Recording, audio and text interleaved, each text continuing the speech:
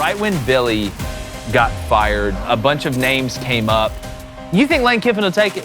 You think they want Lane? Do you think Lane would take it?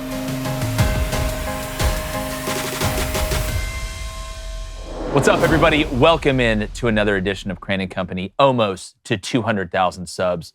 So let's get with the program. If you're not subbed, let's go ahead and do it. If you are subbed, go tell somebody else to sub. Tell your friends. Tell your friends. Tell everybody. Tell your enemies, right? Because they could be your friends. Most of mine are.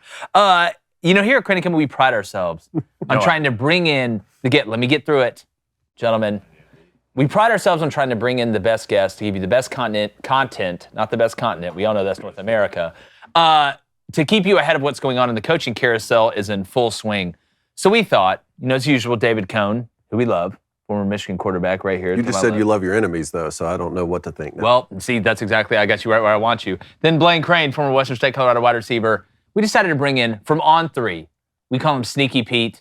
Some call him Saint Pete, but his mother calls him Pete Nakos. Pete, what's up, buddy? How's it going? What's up, brother? Hey, man, it's good to finally get you in the dojo. I appreciate it. Yeah, I appreciate it. You got great digs. Yeah, look, it's very emotional. There's always good vibes in the gym, regardless of how it's going. There's so many things that are going on, and I want to start on one part of it, the part of the coaching searches that we know they are replacing a head coach, and then get to who you think is going to, or at least what you've heard a little bit, as much as you can divulge, who is on the chopping block. I want to start with the coaching searches, though, and I want to start with the Florida Gators. Right when Billy got fired, we had our instant reaction to it. A bunch of names came up. Is there somebody? Let's just start. You think Lane Kiffin will take it? You think they want Lane? Do you think Lane would take it? They want Lane. Okay. Do I know if Lane's going to take it yet? I don't think Lane has actually sat down and made that decision yet. So we'll find out whenever Ole Miss's season ends, and that's a whole factor we have to figure out here. 100%. They're at Oklahoma this week. Mm-hmm. If they beat Oklahoma, they're really set up well to make the playoff. Mm-hmm. How deep do they go in the playoff? That's going to have a lot of implications on if he actually goes to Florida. And, I'm looking at it right now. I think it's going to be hard for them not to go 10-2 unless they just totally fall apart, which we have seen Lane Kiffin's teams struggling against teams they're supposed to beat down the stretch.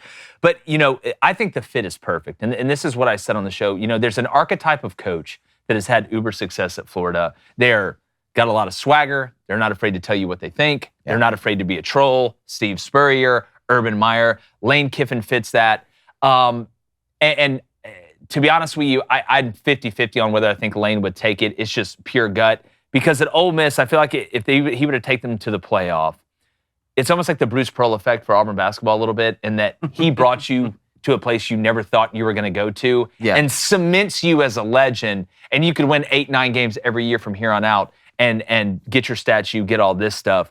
David, if you're Lane Kiffin and you had the chance to go to Florida, which I think is a top 5 job in college football, what would you do just personally? Well, I don't know. It feels like we were just here recently, right? Where he's who they wanted the previous time, and the daughter wrote a letter. I'm not sure how exactly all that played out, but seems like they've wanted him for a long time. He stayed put the last time. Auburn was the same situation. Auburn wanted Lane Kiffin. He was a hot commodity. I do think it's interesting this week when DJ Lagway, quarterback at Florida, was asked, hey, what's your thought process? He said, I'm a Florida Gator, man. Obviously, that could all change in a couple months when the transfer portal's open at the end of the season, but that job's even more attractive to me if you have DJ Lagway staying there to play quarterback. So a couple things with Lane. First, you mentioned if he stays at Ole Miss, they might build a statue on Lane Kiffin. Yeah. If he goes to Florida, we don't know what's going to happen. Mm-hmm. When it comes to DJ, I know for a fact that DJ would like to play for Lane. Do I know that Lane wants TJ? I think that needs sorted out. I don't know the answer to that. Well, I feel like Lane could get this pin to win 8 games at quarterback if I asked him to. What he's done with Trinidad, I can only imagine. Because DJ, say what you want. I know he threw 5 interceptions against LSU. DJ Lagway's super talented. Mm-hmm. David, you played the position. The dude can do everything. Yeah. You get him the tutelage of Lane Kiffin. Who knows? But what are some other guys? Is Urban Meyer a possibility? No, Urban's not a possibility. I'd look at Eli Drinkwitz at Missouri. He has a track record of winning at an SEC program that has struggled to win historically. Jeff Brom at Louisville, he's 4-0 now against AP top 25 teams. Is he going to leave Louisville, season. Though? He there's played a lot of coaches right now who are at their alma maters who could be on the move. But that's another thing. When a contract is put in front of you to be the next head coach at Florida, are you turning it down? I mean, it's going to come with a lot of money too. Like, I don't know what Jeff Brom's going to do, but those are a lot of tough conversations. So when you say no to Urban Meyer, that's specifically for Florida, or you're hearing that he's not going to get back into coaching, period? I have heard Urban's name come up at Penn State. I texted Urban last week and asked Urban if, he has interest in coaching. I got hit with the, he didn't text me back. So yeah. So I'm sure even if he did it, so I'm not. But to answer your question, I am not going to be the person to come out and say, look for Urban Meyer here until I know Urban Meyer is actually. I'd be surprised if Urban got back into it. I would be surprised. Yes. I get the people though who thinks it makes sense, especially at Penn State. Dude's a ball coach. You can't go out like you did in Jacksonville. Well, and now there's no Saban, so you can really be king of the castle. Go ahead, Mike. Well, I just say like one guy like I don't think he gets talked about enough, and when he's like Clark Lee. Yeah. Like, why is Clark Lee's name not coming up more in these situations? Look what he's in all situations. I'm or the hearing Florida it. situation. Yeah, I put on that. Penn State makes a ton of sense. It should be all situations. It should be all situations. Clark Lee's name should come. If it's a big job, I don't see why Clark Lee's name wouldn't come up. Well, Penn State makes sense to me. Again, I just think there's a certain type of personality trait, and I get winning cures everything, and Clark Lee has done an incredible job at Vanderbilt, but I just feel like at Florida, they want to have a guy that, for lack of a better term, is going to get up there and talk shit and walk it after he talks it. That's just what we've seen in the past that worked. Look at everybody else that hadn't worked. Billy Napier, great guy. Walk old ladies across the street. He'll buy all your Girl Scout cookies. But he didn't win, and he should have gotten fired. I think it was the right move for Florida to keep Billy last year after what happened in the back half of the season with DJ. It fell apart this year. I think it was right to fire him. Are there any other names out there for the Florida job that maybe people aren't, like a Fran Brown or somebody like that maybe people you haven't heard a lot out there kind of in the social media sphere or in the media sphere in general? Well, Florida fans and donors want the modern-day Steve Spurrier, and that's what you get with Lane Kiffin or Eli Drinkwitz. They both wear visors, too. Beyond those guys, though, I mean, Jed Fish was a grad assistant on a Spurrier staff. Also wrote this morning, I really think they want a sitting Power 4 head coach. I don't think they want to go the group of 5, group of 6 route like they have in the past.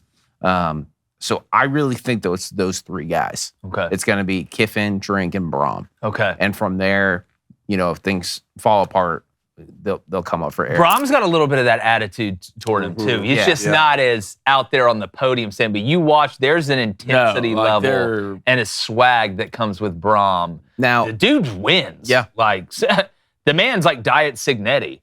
Yeah. To be honest with you, if we're telling the truth here, but I mean, if I'm an AD, like if I'm making a hire, I'm interviewing Fran Brown because I'm so confident that he can put an elite roster together. Yeah, but I understand that Syracuse is not like undefeated right now. Things haven't gone, perfectly at Syracuse this season. Steve Angeli went down. He might not be the sexiest name. But if I want a program builder, I mean, he'd kill it in recruiting. He's punched above his weight. I think you'd kill it at Penn State too. A lot of times when we talk about like buying tickets is to the biggest game possible. Let me give you an under the radar game. How about South Florida going to Memphis? Yeah. Like that has massive implications for playoff implications. Playoff implications. So if you want to go watch that game, you need to download the Game Time app, use our code Crain, CRAIN, get $20 off your first purchase. And David, what is your favorite perk of the Game Time app? Well, I love being able to see what seat I'm going to sit in beforehand. That's obviously awesome. And getting it up to the last minute. I mean, sometimes, you're on the fence like, hey, we got Vanderbilt, Missouri right here, College Game Day this weekend. Now, I've already got my ticket. But if you don't already have yours, you could get that last minute and go down and see a top-ranked matchup. Yeah, no, I agree. So let's talk about Penn State. Sure. Then. Twofold. One, there was a lot of initially Matt Rule talk to Penn State, obviously having played linebacker there. Who do you think Penn State's going to go after? And then can we also talk about the James Franklin side of this? I think that over the last few weeks, people have forgotten that James Franklin's still a really good football coach. Yep. Is he great? Is he elite? Is he going to do, like he said on College Game Day, go win a championship elsewhere? Maybe not, but he's still solid. Is the phone ringing off the hook for him right now? Yeah, so you start with Matt Rule. I would say that the Matt Rule chatter is not really cooled off. I just think it's the nature of the beast. We're playing more football games. people aren't talking about the Penn State job as much as the aftermath of when James was fired. In terms of James Franklin, I mean, like outside of maybe like Florida and a couple other SEC jobs that open this cycle, I think he'll be the top name on every board. But even Arkansas, like what's Arkansas going to do? Well, Virginia Tech wants James Franklin. That is very high. Such a perfect fit. That does feel. It just that feels makes right. sense. But feels right. you mentioned Arkansas. I think Bobby Petrino has done a lot. And from speaking to industry sources, there is some thought that if he continues on the track they're on right now, that he's legitimately going to be given a shot. What is that track? Just scoring a lot of points but still losing? I mean, yes, but they've also played 2 AP top 25 teams very It feels like there's hope at Arkansas. No, like it does. Like just like in your Bobby knew what he was doing. Yeah. But it's like it literally reminds me of that movie with Valkyrie. You ever seen Valkyrie with Tom Cruise where he has the iPad? Yeah, it's a great movie. They do the coup. It was a coup. It worked. Well, you knew Sam Pittman was on his way out, and Bobby Petrino would obviously be the next in line. I'm just, again, I've never seen a university rehire somebody that left like that. That's why the Urban Meyer thing in my mind at Florida is like, well, we talk about in law, it's based on precedent. A precedent's been set. I think Bobby Petrino at Arkansas would be great. Is there? Have you heard any Rhett Lashley to Arkansas? Yeah. So Rhett Lashley, also a name top of the board that they'd really like. Does Rhett leave SMU? Could Rhett get better jobs in Arkansas this cycle? Those are questions people keep asking. Past those two names, you look at Ryan Silverfield at Memphis has had a ton of success. I know he's lost to UAB, but he's consistently won and proven he can build a program. Alex Golish, another name, UCF beat Florida earlier this year. John Summerall's name is going to come up a lot this cycle. Arkansas would love to hire him. He waiting? I think he's going to wait to see what kind of opens before he, jumps ahead. We're going to get to that because there's that one's coming down the pipe too. But an intriguing one to me, what's going on at UCLA right now? And I know everybody looks at Neuheisel's kid and he's the one leading the program, but in reality, he's not technically, the interim head coach, but he is acting like the head coach after the games. It's just, you see the speeches that he's given in this, that, and the other. What are you hearing UCLA-wise? Because, that one to me, beautiful there, this, that, and the other. I just don't know if I'm a top guy. Why would I take that? Would James Franklin go take the UCLA job? Would that, that seems like a weird fit to me, though. I think where you have to start right now, though, with UCLA is give Tim Skipper his flowers. He's the interim head coach. Yeah. You don't see him as much Jerry Neuheisel. That's not a shot at Jerry Neuheisel. But what Tim Skipper's done and the stories that have come out of there, he got the interim job and he told the players to clean the locker. He's all about, he was the interim at Fresno State last year. They were bowl eligible. I think he's going to be a serious name at UCLA if he continues to win.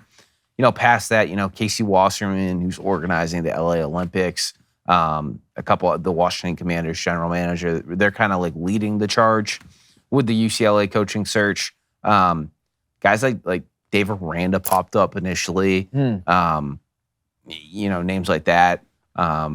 UCLA is taking some early swings at some folks. I don't want to name names just because they're not really out there yet, but they're trying their best to make it a splashy hire. I think there's a lot of questions about what the future of the administration looks like with the athletic director, Martin Jarman, and then every candidate that they're talking to is asking questions about commitment to football. That would be the biggest holdup for me. Listen, I understand I love trees as much as anybody else, but we need to spend money to win football games. I love the environment, but we need a great environment for the games. So just like we talked about Penn State and James Franklin, what about Oklahoma State and Mike Gundy? Mike Gundy has said he wants to coach again. And then on the Oklahoma State side of things, they were one of those programs when Texas and Oklahoma left the Big 12, they kind of, hey, we're going to position ourselves to really run this conference. And so far they've seen BYU have a lot of success. Arizona State win the conference. Cincinnati's on the rise. Texas Tech spending a lot of money on the rise. Oklahoma State was one play away from a... And so both of those things, Oklahoma State moving forward and Mike Gundy. So Oklahoma State is in no rush to make a hire. Now, obviously, they want to make a hire for the early national signing day on December 3rd, but I don't expect a hire next week by any means either. Zach Robinson is the former Oklahoma State quarterback who's the Falcons offense coordinator. While I understand the Falcons have not had the best season on the offensive side of the ball, the idea of bringing him home has gotten a lot of traction with the top donors there. Another name at Oklahoma State is the Nebraska offense coordinator, Dana Holgorsen. Oh. He has a relationship with a top donor from his time at Houston. So that's a name. Okay. Is it just tough to watch Willie Fritz having a lot of success at Houston right now when, I can't Dana speak got for moved Dana, but on? probably. Other names at Oklahoma State, though, too, are like Todd Monken, the Ravens OC, Sure. who used to be at Oklahoma State, Jim Knowles. I know for a fact Jim Knowles has some interest in the Oklahoma State job. So we'll see how that shuffles out. I think they're still in the early to mid stages. Really, mid is pushing it too. Well, another name that doesn't get talked about enough is Buster Faulkner. I mean, what he's done. Obviously at Georgia, we know, and then going over to Georgia Tech. I mean, look at and I know Haynes King's a tough ass dude and this, that, or the other, but Buster has put together him and Brent an offense with a lot of identity and does a really good job. Listen, I think he's a name to know at Virginia Tech. I think he is probably a name to know at Oklahoma State. I also like UAB is open. Like that could be a good starting point for his head coaching career. Another like G6 head coach who's going to make a lot of waves if he doesn't sign a contract extension is North Texas, Eric Morris. Yeah. I mean, they've had a hell of a start to the year.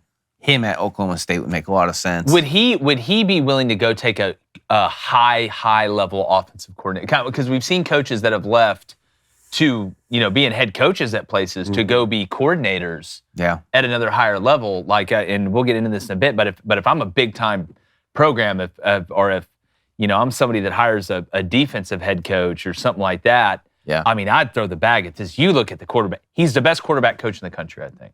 I mean, you look at his true freshman quarterback, and I know he struggled against USF, but you take that game out. I mean, his freshman quarterback has been great too. So I do think he's a name on like an Arkansas and Oklahoma State board right now. That'd be interesting. You asked me about Mike Gundy. I don't know what Mike Gundy's going to do. TV? I'd say TBD right now. Yeah. It just feels like a TV man. He's going to be broadcast something. He'll be on ESPN or something. And he'll probably do a great job. It'll be for hilarious. sure. Why wouldn't he? Like he's got a great I personality. wouldn't be surprised. You guys have heard of the bearskin hoodie, right? Well, the smart people are locking in their winter gear now because this is hands down the best time to prep for the coming winter, and it is coming. Bearskin's running a 60% off deal right now, but only if you get your hoodie early. It's built like a tank, 340 GSM, micro fleece, 10 pockets with a clean, rugged fit that looks awesome. Plus, it zips right into a heavy storm rain jacket to become 100% waterproof when you need it. So when it turns cold, wet, and windy, you're not scrambling in the last minute. You can see it here. We got both of them. We've all worn them. We love them. Have fun over there with it, Coney. You'll get free U.S. shipping, fast delivery, and you've locked in your winter gear already. It's a great feeling, and it's a win-win. So do yourself a favor. Text the word Crain, that's C-R-A-I-N, to 36912 to lock in that 60% off. Again, text Crain to 36912. You'll get the link sent straight to your phone so you can check it out later if you're busy right now. So don't wait until you're freezing to realize that your hoodie sucks. Get a bearskin now while it's 60% off. Text C-R-A-I-N to 36912. All right, let's move on to coaches on the chopping block. Oh, well, I know of one. Hugh Freeze. I mean, what's the status, you think? I mean, at this point, every weekend we walk into, I'm saying if he loses this team, he's going to get fired. But he keeps losing these teams and not get fired. But if he loses Arkansas, there's no way. There's no way Hugh Freeze doesn't get fired if he loses Arkansas. So they're 0-4 in the SEC. He brought back Peyton Thorne last year. I know you two have a lot of opinions on that one. What's your opinion on it, Pete? That we're right, by the way. I never said anyone was wrong. Jackson Arnold has not worked out the way Hugh Freeze hoped. They're evaluating the quarterback position right now. Ashton Daniels getting first-team reps. This is a must-win game, I'd say, for Hugh Freeze. Yeah. I'm not gonna come out and say if he loses, he's done. But in the world of must-win games, beating Arkansas is very high up there. Yeah, to me, I mean, at this point, it almost feels like it's just a matter of when, not if. Oh, I've already moved on mentally. You're already past it? I'm already looking at candidate. But has Auburn's AD, that's the thing, is like, so what is the thought process from the athletic department right now in terms of, do they want to have someone else already locked in before they make a move? Or does Hugh Freeze still have an opportunity to keep that job? The back half of the season, there's a lot of games that Hugh can win. So I think they're going to let Hugh have a shot to see what can happen.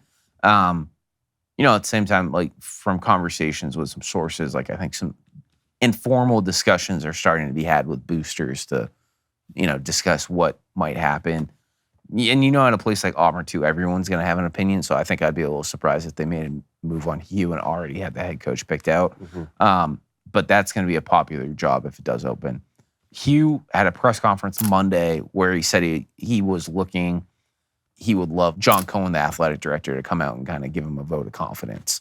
He said that would be huge. Yeah, well, I'd love to be 7 foot tall and play for the Mavericks. Well, isn't that what kind of happened? Like, didn't he come out and say, I'm not? John Cohen did come out and say that, like expecting-" he wasn't but that was like before the losses to Georgia and Missouri, I'm pretty sure. Yeah, well, and then you had the one where you talked about, well, my car, if I walked outside, it could that not one. start this, that, or the other. Again, here's what worries me, just on a personal note from Auburn.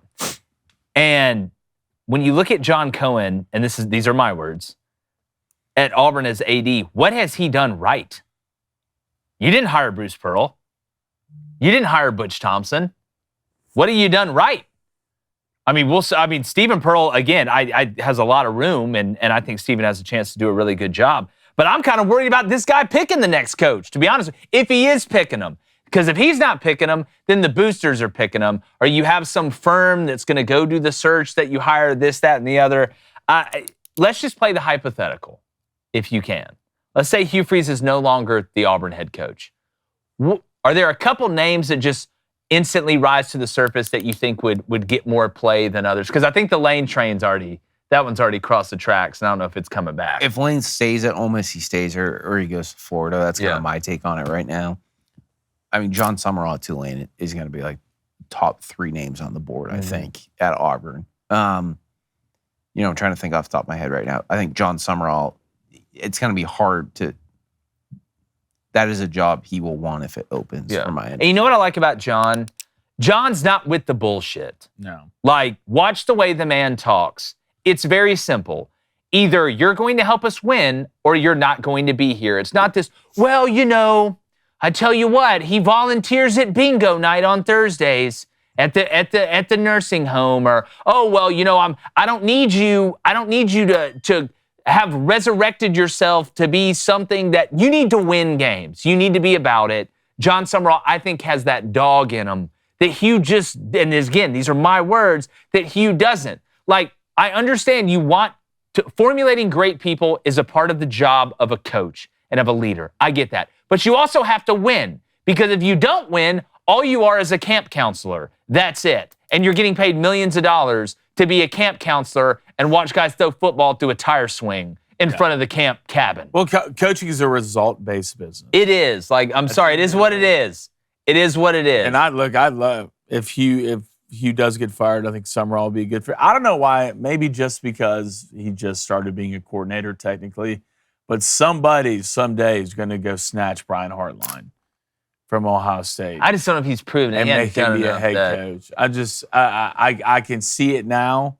I'm just telling you. I bet you'll have good receivers. Yeah. Year in, year out. Someone's going to go get the guy, and he's proven it right now. He can call plays. Yeah. So another name at Auburn, and you're really going to like this one. Clark Lee. And also, he started a school for gifted mutants as well. So I would love Clark Lee at Auburn. Get me the scientist in here.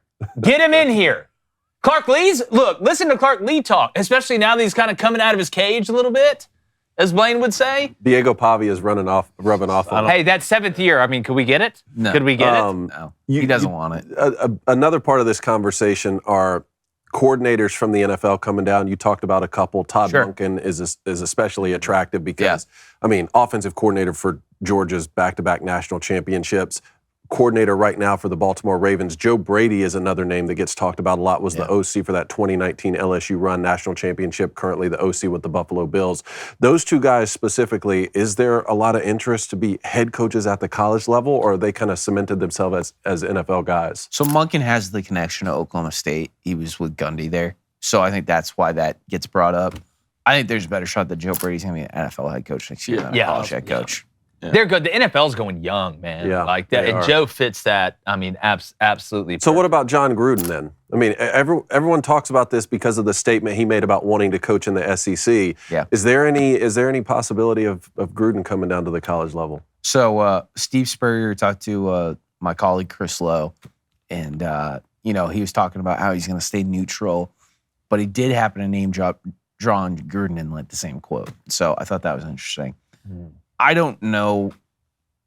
I think John Gruden would be great for a school that needs to, kind of re-energize a fan base, bring some more eyes to the school.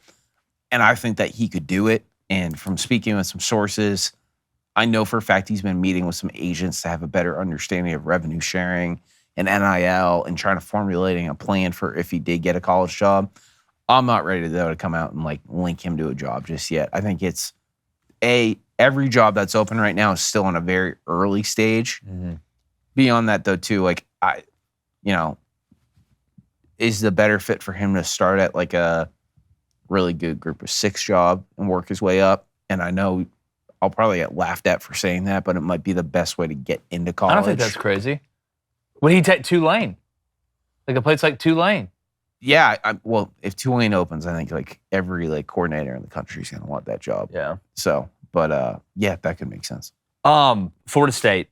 I mean, that's another big one. I mean, I know Mike Norvell's buyout is like the GDP of a small Eastern European country. What are you hearing on that? I mean, yeah. Good God, Pete.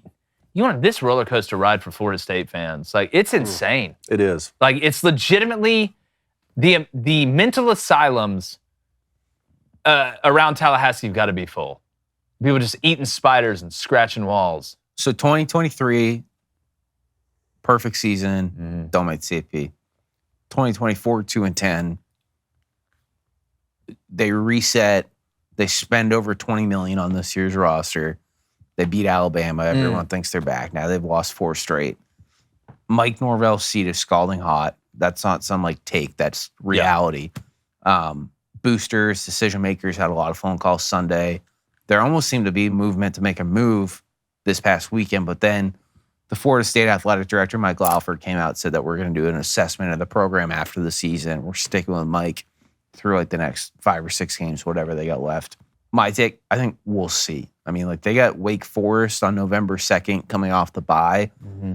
If they lose to Wake Forest and there's only like 10,000 people at Doak Campbell, like things are going to get interesting really fast. What are some names for that? I mean, I know there's one out in Colorado right now that's going to get brought up. You're going to call. Is it, though? Because, I mean, I've never heard Deion Sanders get talked about less since he's been at the college level than right now. Yeah, I think what Deion Sanders has done at Colorado has been extremely impressive. I know he's dealing with some health stuff that he's had to work through the last 6 months. I hope he's doing okay. I don't know if he's ready to go try to take on Florida State. That's not to say that I don't think he'd have success there, though, either. I think he would. My first 2 phone calls, though, if I'm Florida State, I'm calling James Franklin and I'm calling Kenny Dillingham. I know for a fact James Franklin can put us in the top half of the ACC at the very least. You're not playing Ohio State and Oregon in the ACC. And he's also proven he can build a program up from a point. You know, when he took over at Penn State, and Bill O'Brien did a great job getting it to where it was when James walked in, but like those first 2 seasons were not pretty. Yeah.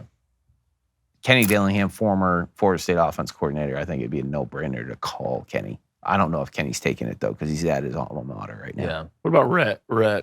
Yeah, Rhett's another no one. I mean, Rhett's going to come up in all these jobs. Like, Rhett at Florida could make sense. Rhett at Florida State could make sense. Rhett at Arkansas obviously makes sense. I don't know if he wants that. I think Rhett could, like, have his pick of the litter if he wanted to get aggressive. Man, it's going to get nuts. I mean, it's always nuts when we get around this time of year, but the amount of big jobs that could open this cycle, I mean, I know you're going to be... I mean, you look at Wisconsin. Yeah. Like, there's a lot of buzz right now that the AD is trying to work on, you know, kind of coming up with a plan to invest heavy in the portal and put a really good roster in. Give Luke like one more shot at it. And I kind of get it because I think Luke Fickell was like the guy that Wisconsin would want to have success with. Mm-hmm. But like that's a job a lot of people are going to want. You talk about hypotheticals, like if Matt Rule does leave, like Nebraska's going to be a huge job that opens up. I I don't even think we've seen like half of the dominoes fall. Yeah. Well, for what one, about Matt Campbell? Usually his name's coming. His name's going to come up at. He always wins at Iowa State. Brings a certain type of ball. Yeah. I mean, I love the idea, man. It's another situation like we talked Fran Brown, like, and I know Matt Campbell's had more success than Fran, but like if I'm an AD, I'm interviewing Matt Campbell for like basically any job. Like I put out a list of names at Penn State. It was like Matt Rule, Clark Lee, Matt Campbell. Like I think those are like the names that would make a lot of sense there. I think Matt Campbell is also going to be particular about what he like. Yeah, he knows what he's good at. Mm-hmm. I don't know if he wants to like try to go take on the SEC. I think he'd love to get in the Big Ten though. Yeah, man. Part of me thinks Matt Campbell's an NFL guy at the end of the day. Like part of me, really, yeah. I agree. And here's the thing: when I was coaching, when I was up in Iowa coaching, we went and clinicked at Iowa State. Golish was there too. At the time, so I knew Joe Houston was a special teams guy. That place is run. If you walk in that building, that place is so detailed. It's just there's such a professional feel to the way that Matt Campbell does things. It is truly an organization up there that he has total control over. And I mean, Matt's a really good dude too. I know that doesn't make you a great coach, but there's just it just feels right for when we're looking at college guys that could be NFL guys, that Matt Campbell's a guy I would have on that list. I'd 100% have him on the list. But any other teams, any other thing top of mind to you that you want to share with us or I would just say, like, when we talk about this coaching carousel, there's going to be like a couple more surprises. Mm-hmm.